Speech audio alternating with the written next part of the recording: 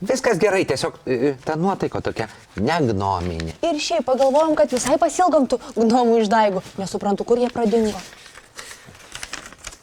Na va, vilką mini, vilkas čia.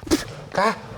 Ištraukėt vilką, taigi grūskit atgal. Kiškit atgal į tą laišką ir uždarykit. Kaip gerai, kad pas netidarinėjau. Elfukai, čia nėra jokio vilko, čia tiesiog žinutė nuo gnomų. Dabar žiūrėkit šitą, senelį. Nu ir šitie du nikštukai. Mes ne nikštukai. Čia mes tipo žemiau pasirašiusiai. Gnomai, šlykščius, bjaurius, besarmačius, klaikius, šiurpius ir kiti bjaurybės. Norime pasakyti, kad nepatinka.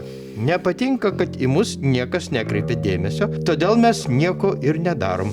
Ir iš viso išvarysim, dingsim iš šito miško ir turbūt čia savo likite savo, nuobodylos. Taip, yra visokių ten dainų pas jūs apie viską, ten briedžius raguotus, pyragus taukuotus, o apie mus, Greitai sukuria dainą apie mus, arba, na, jau sakėm, tai yra, rašėm, ne viso geriausio. Greitai, sakau, sukurkit mums dainą. Susidomėjai?